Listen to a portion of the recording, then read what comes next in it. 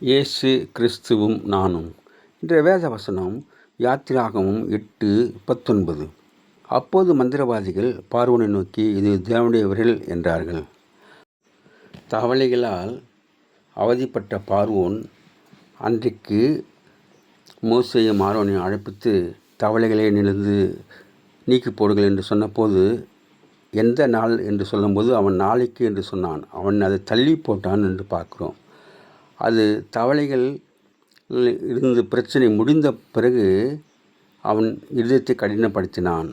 பார்வோன் மறுபடியுமாக ஆண்டவருக்கு செவி கொடுக்காமல் போனான். அப்போது மோசேயும் ஆரோனும் பேன்கள் உண்டாக கடவது என்று சொல்லி புழுதியிலிருந்து பேன்களை உண்டாக்கினார்கள்.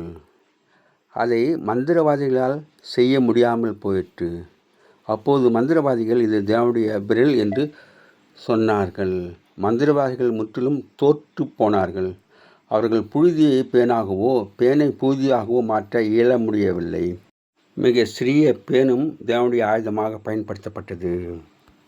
Have a blessed day. God bless you. Give your heart to God, your hand to man. Live in God's word, live on our knees. Thanks for watching. Like, share, subscribe.